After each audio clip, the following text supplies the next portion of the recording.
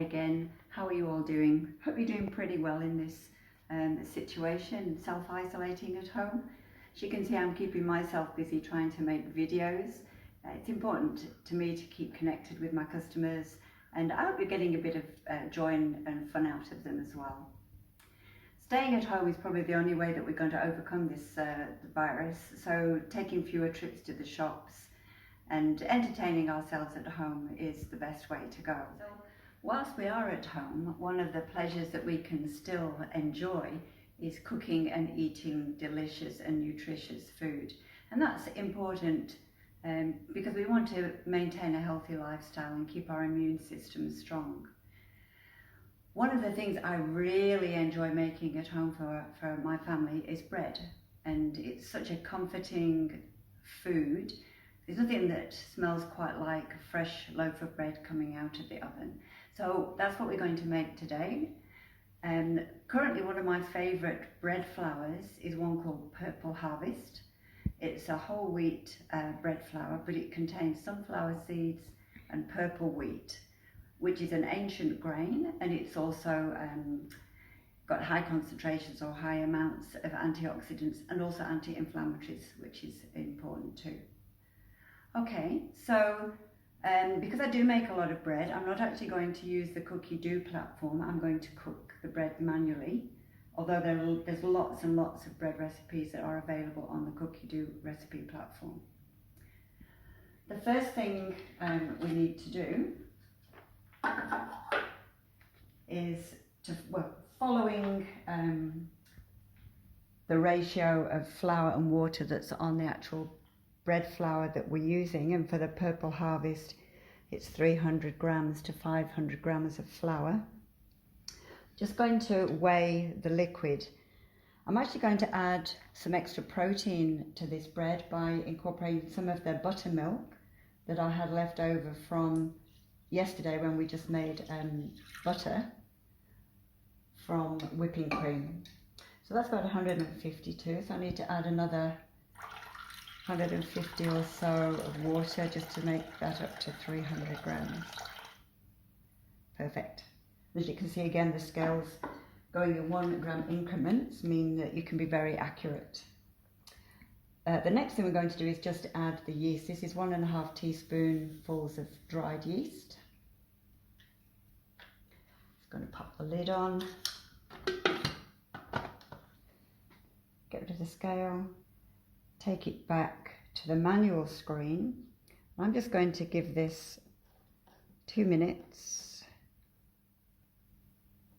at 37 degrees. So that's just going to warm up the yeast and activate it so that it's ready to work when we put the bread flour in. And I'm just going to put that on speed 1 just to give it a gentle stir.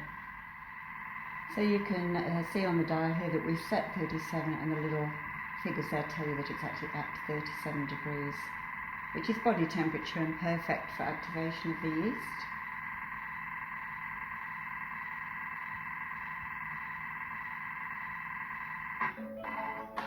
Okay, so the next thing we want to do is just add flour, and because we're going to weigh the flour in, I'll just get the scales back. It's already on 0 grams, so we don't need to worry about tearing it. So I'm going to put 500 grams of flour into the bowl. Try not to make too much mess.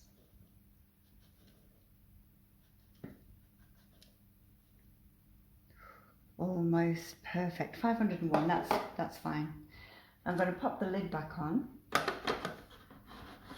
We're actually going to use the dough mode, which is one of the automated modes on the TM6. So the dough mode is here with this little wheat grain thing. But before we do that, I just want to mix the flour and the water and the buttermilk by hand, before we start. So I'm just going to give this 10 seconds. And I'm just going to take the speed up gradually.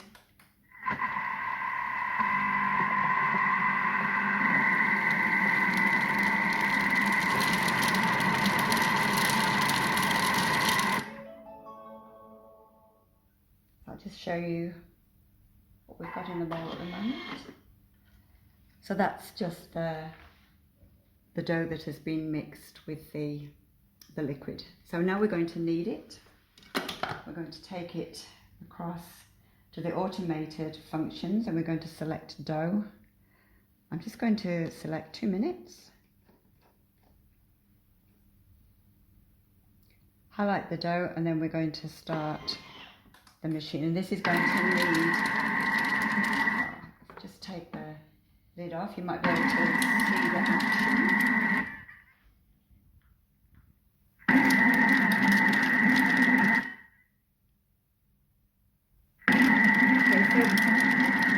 This is obviously much faster than doing it by hand. A lead of between 2 and 3 minutes is ample for most breads.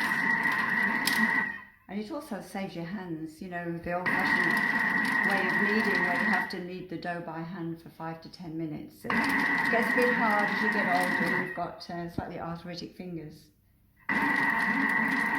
But the other things you can make with the dough function, you can make obviously pizza dough, lots and lots of different kinds of bread, gnocchi and pastries. Some pastry recipes require a bit of kneading. So it's a great automated function to have. I should actually mention that you don't leave your Thermomix whilst it's kneading. It's the one time when it might walk slightly across the bench because of the action of the kneading action.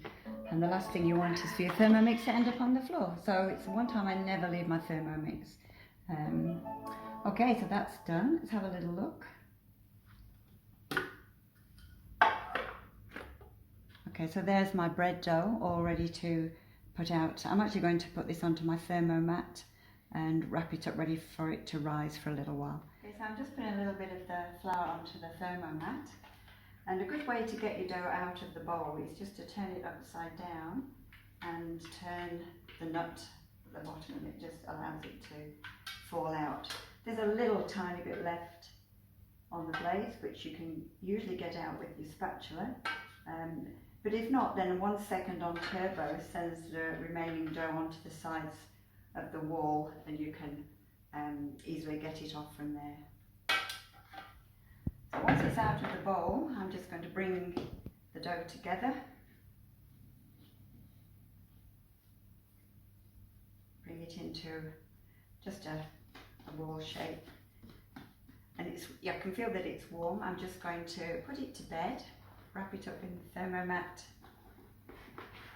and leave it to rise for somewhere between about half an hour to an hour depending upon room temperature. If I want to get the bread done more quickly, then sometimes I'll put some warm water into my thermo server and just rest the thermomat on top. Or you can even just warm your oven slightly and pop it in there. So we'll be back shortly once it's had a little bit of a rise. Okay, so the bread has risen. Just open up the thermomat. I'm going to just put a little bit more flour, just so that I can shape the bread.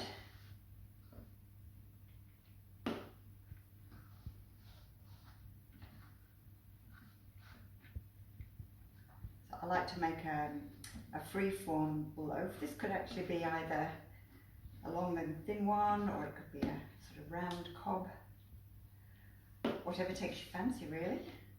You could even make rolls.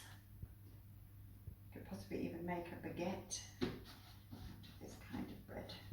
But I'm just going to make it into that kind of shape there. I'm just going to transfer that to my Thermomix baking thermomat.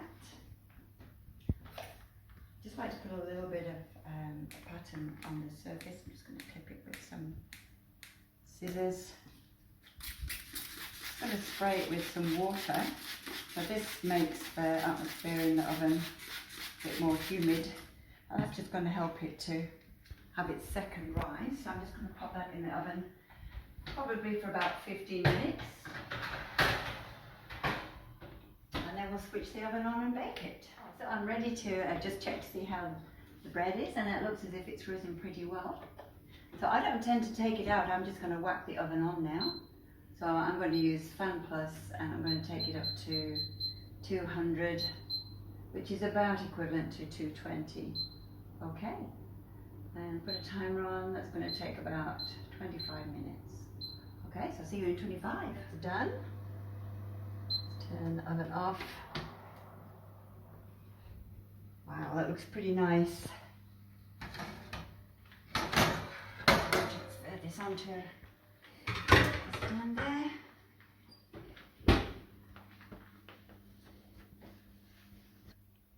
Okay, so I'm just now going to pop it onto stand there and just let it cool off a little bit, and we'll be enjoying that for our supper later, and we'll show you as we cut it just how beautiful and crusty it is on the inside. So see you again very shortly. So here we are, the apron is off, time for something to eat. Just going to slice a couple of pieces of bread, maybe 3 actually, looks good.